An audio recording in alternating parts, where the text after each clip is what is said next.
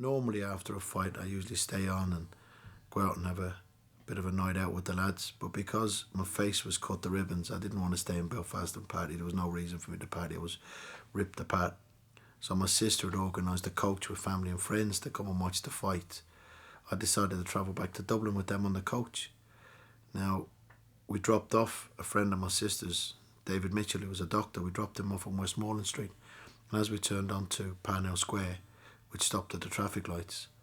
And my girlfriend at the time, she'd parked a car or a jeep at the traffic lights. So we said to Tony to drive, we got off here.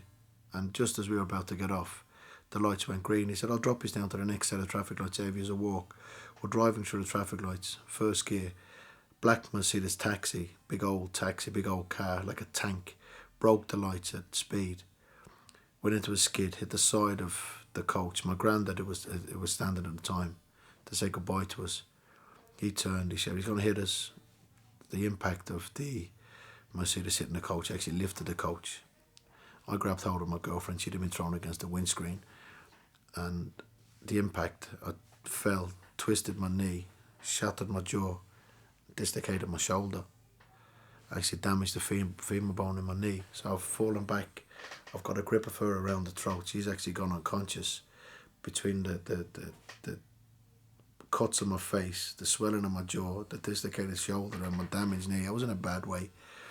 But I wasn't unconscious. I remember him trying to loosen the grip on my arm because I was strangling myself. Anyway, the next thing I remember is being in hospital, being attended to in hospital. And the doctor that was attending to us was the doctor that we were after dropping off. We dropped them off at 4 o'clock. At 4:05, the accident happened. At 8 o'clock in the morning, the doctor's come on duty and he's attending to the people that had been injured on the coach. Me being the worst injured. I ended up in hospital for a long time. And what I thought was my career was finished. What did that mean to you at the time? The fact that you started a boxing career with 2 wins and you effectively finished straight away. Well, it was very hard to accept. I'd also started a job with Delta Airlines. I was boxing, advertising for Delta. I got sacked then in my hospital bed by the station manager at the time.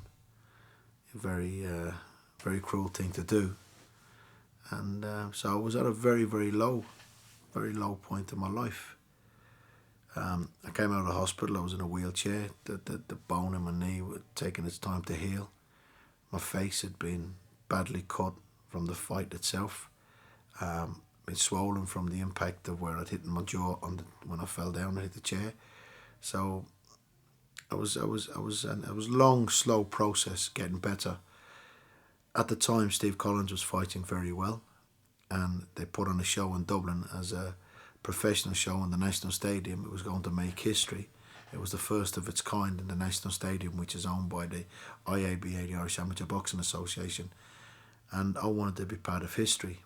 I hadn't boxed for over a year as a result of the accident. I hadn't trained because of the injuries.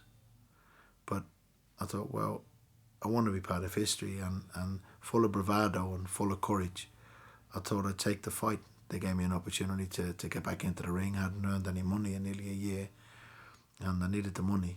And have to was a horrible master. And I got in, I boxed. The cuts, because it'd been over a year, but my face still hadn't healed properly. The cuts were that severe from the previous fight. The first decent shot, the cuts opened up again. And in the 4th round, the referee at the time, Fred Teague, he's dead now, God rest him, he'd been an Olympic silver medalist in the 1956 Olympics. He stopped the fight because he's a family friend, and he was feeling it more than what a normal referee would because of being a family friend and a very compassionate man, and he stopped the fight. I was actually winning the fight, but he thought at the time it was the right thing to do. I didn't argue with him. I accepted it like a man, and the fight was stopped. I went into a bad depression after that. And how was it that you, because everything about your life had been boxing, and you packed it up. How did you cope with that? Very difficult. It was very.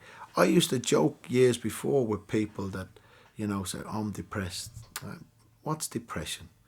I used to joke with him, because you can't see it, you don't think it's there. But until it hits you, you don't realise.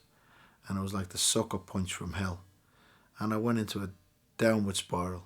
I got into it. I put a lot of weight on, and just things. Well, I wasn't I wasn't happy. How did you turn that round? Well, at the time, I was living in Belfast. My boxing career, I thought, I'd gone into a depression, so I thought my boxing career was finished. Very, very hard to accept. And a friend of mine, Frank McCulloch, who'd boxed, he was the Irish light heavyweight champion. He gave me an opportunity to come over with him to visit Paddy Finn, who was a former Irish heavyweight champion. He had a pub in Birmingham called the Dubliner Pub. We came over to visit Paddy. I used to train with Paddy when he was a professional heavyweight. He used to come back to the club and help me out, and he really gave me a lot of guidance when I was starting out in boxing. He gave me a lot of help. His dad, John Boxer Finn, had founded the Amateur Boxing Club, and we came over to visit Paddy. It was a great reunion.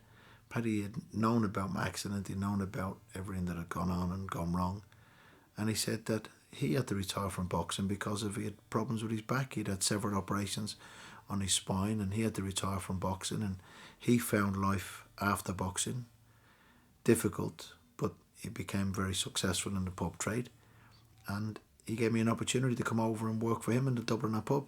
So that's what I did. I came over, I worked for Paddy Finn for 2 years. I was the landlord. I was the licensee. He was the landlord, and I was the manager. And 2 great years working for Paddy. Then an opportunity came up. Paddy got us a good deal on a pub in Erdington called the Lyndhurst, and me and my business partner Thomas McGill from Belfast, another former Irish boxing champion, we took over the Lyndhurst pub.